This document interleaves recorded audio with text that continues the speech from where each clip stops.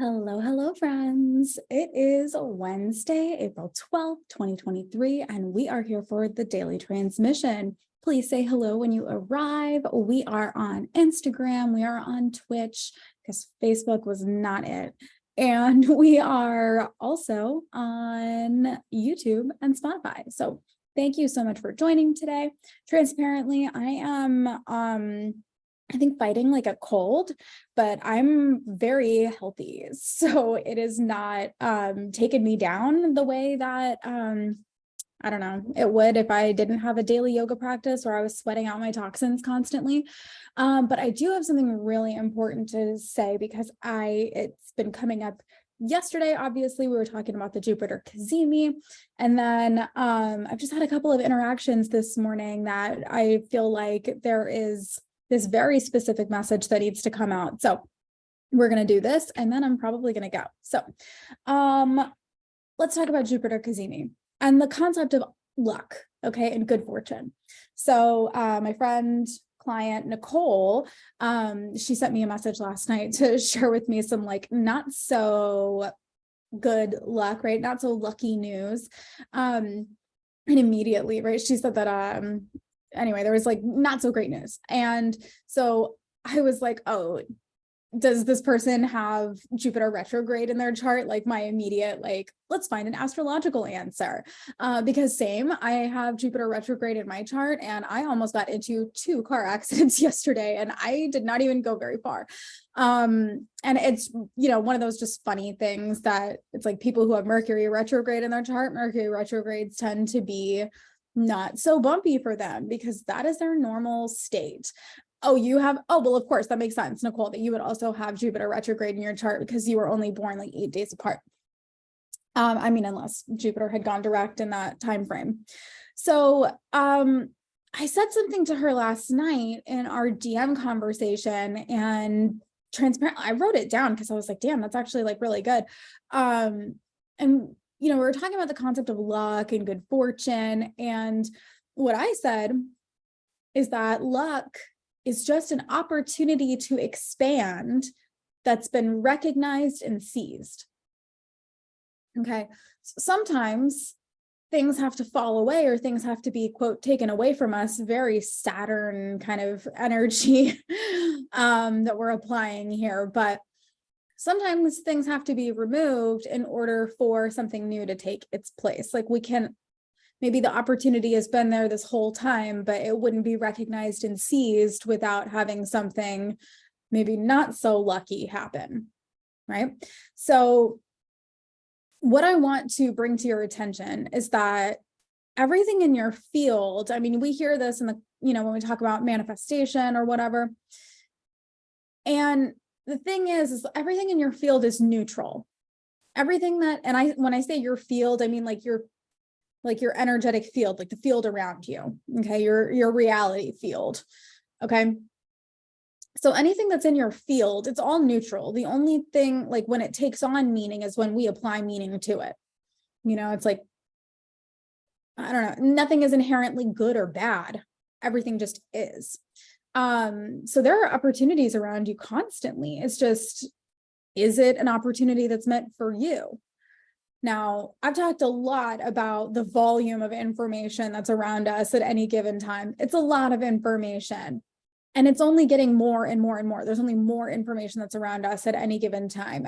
More billboards, more advertisements, more apps, more, right? It's constant. And that's actual information that your mind, like you see it and you're like, oh, this is information. But everything around you is information. Like that chair is information. There's information telling me that there is an object here. And from my past experience, I know that it is something to sit in. Okay. I only have that application of it. Some people see a chair and they're like, oh my gosh, that's bad as smoking. Some people see a chair and they're like, thank fucking God, I really need to sit down. What an opportunity. Okay. So this is what I mean. And that's a very silly, like basic concept, but sometimes you have to use silly, basic, more neutral concepts for something deeper to land. Okay. Because this information is around you all the time. But because there is so much information, it's kind of like your mind, like your brain's job, I mean, in addition to running like all of your organs and doing everything that it's doing internally that you don't even have awareness of, it has to decide what information around it is relevant to it or not. Because otherwise it would be like our mental like computer fan is just always running, and we would just always be buffering and like trying to process all of the information around us. This is neurodivergence. Okay. There are different, types of neurodivergence and all different kinds of things, but this is what it is that the information that is entering your mind, the information that you are perceiving, you're perceiving it in a different way than, the general population. So when we talk about the concept of good fortune and opportunity, there are opportunities and good fortune around you constantly. But if you are in a state of being that says, this is just how things are, I am stuck, this is what I have to do today, this is all that's available to me today, you're already pre-deciding what information is going to be relevant to your mind. You are predetermining. This is why, like, I'm in, Shavasana on my mat, at the end of my practice. Your mind wants to go to like, what do you do next? Or like, what's the grocery list? Or like, no, like, don't do that. That's the whole point of that part of the practice, for you to draw your awareness inward and for you to not be processing information, and for you to be learning how to be aware of and observing information without attaching to it and without making it mean something and without predetermining what you're going to do next. Because if you predetermine everything that you're doing next, your brain is prioritizing what processes are going to be going on next. And so if you're doing that, you're on autopilot, you're functioning your life on autopilot, and you cannot see good fortune, good luck, good opportunities, because they're around you constantly. But if your mind is deleting it, oh, no, that's not for me, delete, right? Or generalizing it, or, oh, that's for people who are in the 50K month or higher bracket, right? Oh, that's just for people who are, I don't know, taller than 5 feet. Your mind will just delete it, right? Or distort it, generalize it, just say like, oh, that's not for me. Oh, that's not for me. Oh, that's not for me. And because your brain has already decided, oh, that's not for you, you're not going to process it. You're not going to see it. You're not even going to perceive it. I feel like I need to like keep going on this just very quickly so that I can make sure that this concept lands. Okay. Because sometimes it's like delete, distort, generalize. I don't understand what you're saying. Okay. That feeling, I'm looking for my phone. You stupid bitch. Okay. So let's pretend these are my keys. Okay. So that feeling when you're like running around the house and you're late, we're trying to get somewhere. Okay. You're late. You are thinking about what you got to do next. You're thinking about the fact that like you are, on the clock or whatever. And you're, my keys, I can't find my keys. And they're in my hand. Because we have already decided, oh, I'm late. And so our mind is deleting this because it's trying to process all the other stuff. Now, there's so much more. I mean, I could teach literally a whole class on NLP and understanding like how your mind works. And maybe we'll do that again some other time. But I just want to make sure that this concept is landing for you, because we still have Jupiter Cazimi. It's yesterday, today, no, 2 days ago, right? So it started forming. Yesterday was direct, and then we got like 2-3 more days of this. And then we've got some more like really great Jupiter stuff coming up. So I'm kind of like priming you for next month, because we got Jupiter is going to move into Taurus, Jupiter having 2 really strong aspects, one with Pluto and then one with North Node. So there's going to be a lot of opportunity coming up, especially next month. And especially when it comes to material and finances and physical security and physical pleasure, all kinds of stuff.